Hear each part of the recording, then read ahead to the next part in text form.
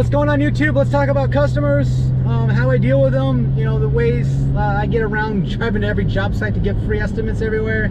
I'm a big proponent of not driving everywhere for free estimates, and you should be too. My time is valuable. Now, I'm not saying I don't do it all the time, but I definitely cut down on it, and I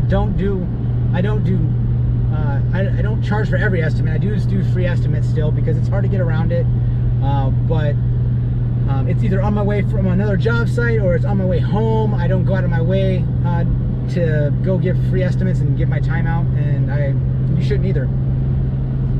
Again, I'm in North Oakland County, so we're a pretty good county here in north of Detroit.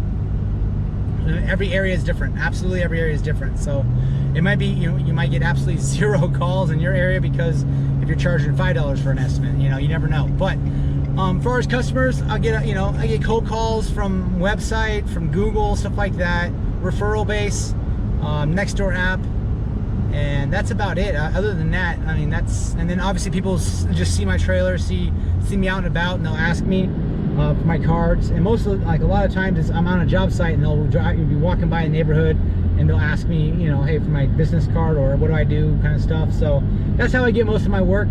And I try not to give a lot of my time just because obviously I'm on a job site, I'm working, and customers don't care about your time. They absolutely do not care about your time as a contractor or handyman. Doesn't matter. They want to know what they need to do or what something is going to cost. So they don't care about wasting your time at all.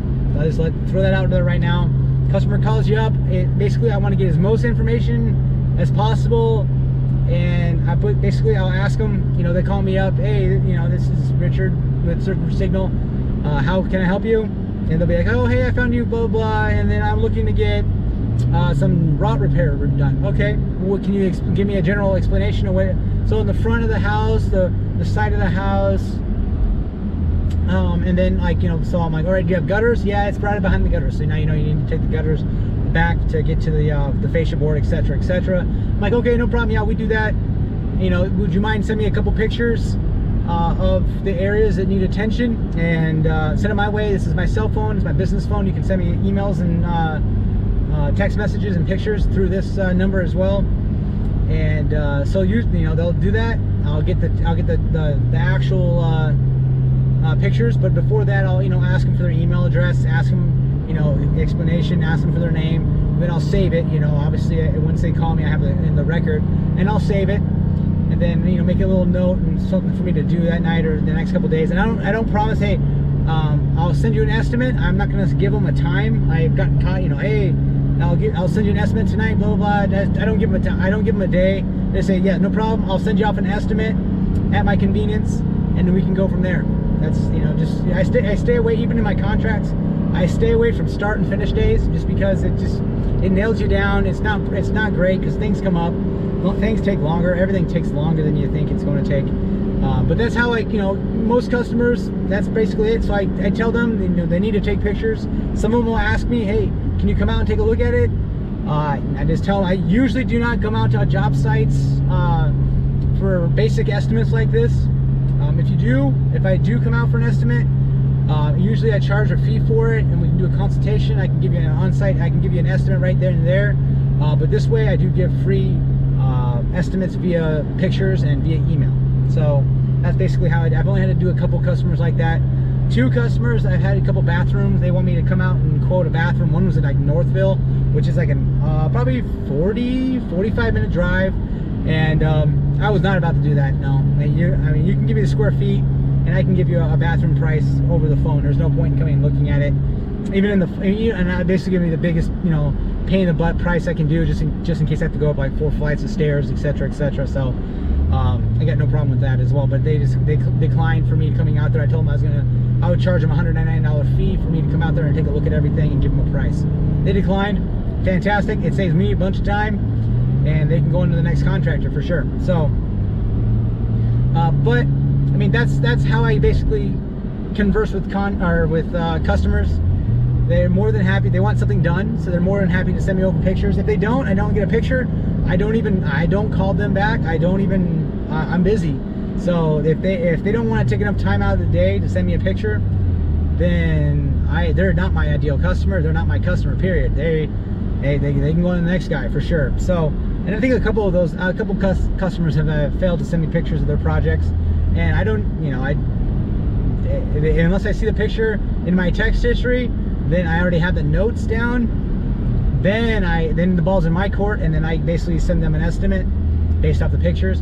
And the estimates are general, like it's unknown conditions are the responsibility of the customer. Absolutely. So unseen and unknown conditions. If I take back the fascia and you're yeah, it's just completely gone back there, guess what? We're gonna do some framing. So it is what it is, right? So that's my estimates are like that, and it's absolutely 100% communications, far above the most important thing with new customers. Tell them, hey, this is what it could cost. Worst case scenario, probably not going to be that bad, but it could be. So that's basically your cold call customers. That's how I handle them. You're going to get your customers from referrals. Hey, I got your number from so and so, and I want you to come out and take a look at a project I have. Well, again, it goes back into it. Explain the project. Okay, it's square footage. You're usually at about $140 for a new addition per square. Depending on what you are, you can give a price right over the phone. A couple times, it's been a time where I've gone to a job site, and I've got one right now. It's a customer wants me to do the work. I still have to revise my contract for them, get it back over to them for them to give me a deposit. But I'm not collecting a deposit yet because I'm not quite sure I want them as a customer. You got your customers like this one. They're great, but they have either a boyfriend, girlfriend, cousin, aunt, uncle who's worked in the trades, and he knows everything, right? So he'll be there like just asking questions, and like how often do you nail your subfloor down? Blah blah blah. You nail or you screw your drywall in, etc. So I've gotten these questions before. So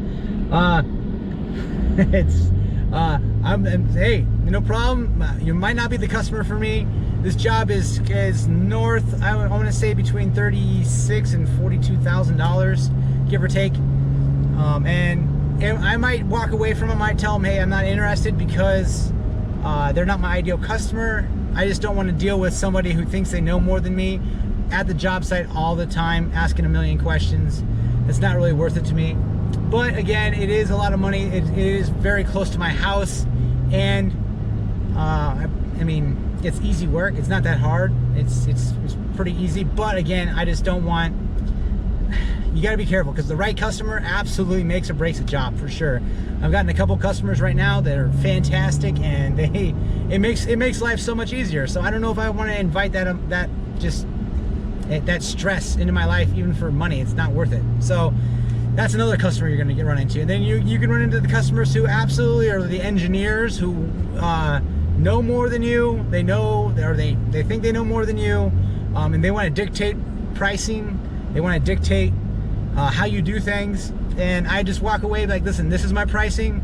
Here's my estimate. They want to negotiate. Some customers, they just want to negotiate because that's what they like. It's a hobby for them. So if you negotiate, it's a bad business practice for sure. You're not doing yourself any favors, but you do you. That's for sure. I don't negotiate the price of the work. I only negotiate the scope of the work. So if you want, say, say the job is $40,000, but you want a couple $1,000 discount, no problem. What do you want? What wall do you want to cut out? What what part of the bathroom you want to cut out from the remodel, etc., etc. So it's the scope of work that you want to negotiate. Less work, less money. Period. That's it. No less money for the same work. That doesn't work like that. So that's how I do business. I don't budge $5. Absolutely, I don't budge $5 off my estimate. There is no reason to. It's my money. My price is my price. Free market. So you'll get those customers who like to negotiate. And then you'll get customers that I have a couple customers. They just want the job done. These are the customers you like. They'll call up, hey, I need this estimate. Here's some pictures. I'll send it over. Estimate. They'll approve it. No questions. They just need to get it done. Most likely, if it's a guy, he's got a wife behind him telling him to just get the crap done, and so he's calling somebody to just get it done. That's which is great. That's the kind hey, sign your contract, get your first initial payment / deposit, and then, you know, increment payments if you need it, and then just roll with it. Just get the job done. Those are the great customers, and they'll refer you business, and you just do a good job and make sure you clean up. That's for sure. So, and then, I mean, pain in the butt. There's so many pain in the butt customers. I'll go back between good and bad customers. I'm pretty good at weeding out the bad customers, but I've had a few of them, and it stems from either unrealistic expectations. Somebody somewhere told them something, or they changed their mind in the middle of a project, and they don't expect a certain they don't expect a fee for every time you change something on them. Which again, it goes back to communication. Hey, change orders are change orders, and you know, if you want to change something, I've got no problem with it, but you're paying for it. So you got to get over a lot of people. I'm not saying everyone, but a lot have some sort of preconceived notion of how long something should take, or how much something should cost. So based off probably their hourly rate that they get at work. So if they're making $45-50 at work, and they want to hire somebody, they might be blown away by you charging them $75, $80, $90, $150 an hour to do something. Because, I mean, let's be real, a lot of people don't consider contracting or contractors, you know, like a higher tier employment opportunity, right? So it's just a stigma. It is what it is. I mean, some contractors don't deserve.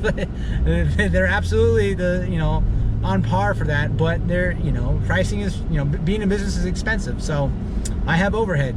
I have an employee now. I'm gonna have two.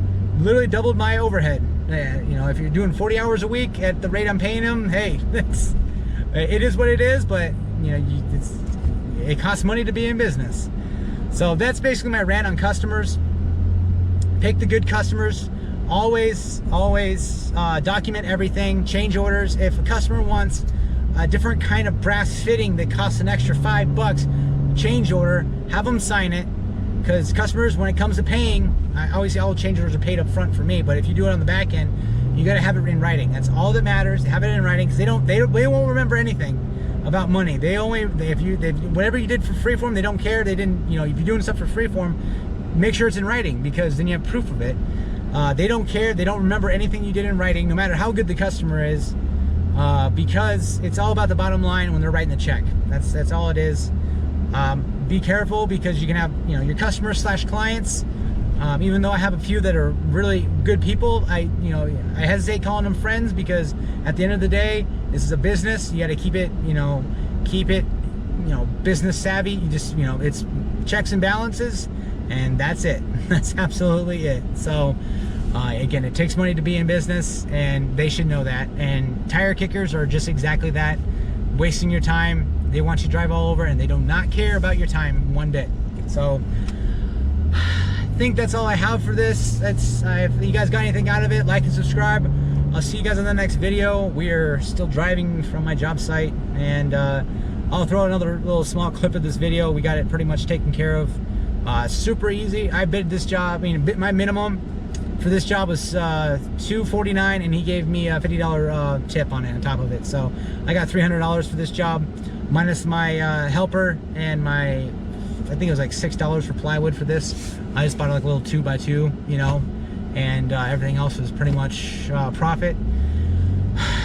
Side rant. Sorry, I'm not done yet. Side rant.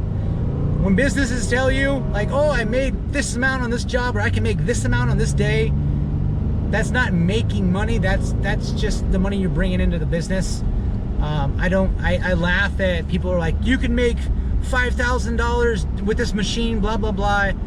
That's $5,000, but you got to pay your guys, you got to pay the machine, you got insurance, overhead costs, taxes, I hate it. It's like everybody's like, oh, I can bring in $1,000. Well, yeah, if you got 8 guys working with you that day, plus you, and you gross $1,000, that's not that much. Or you wouldn't 8 guys in a day, no.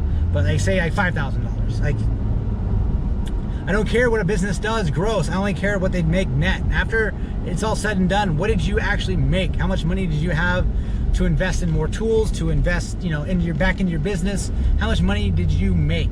Not earn. I mean, earning is different, I guess. But anyways, it bothers me sometimes. So, all right, guys, like and subscribe. I'll see you on the next video. I appreciate it.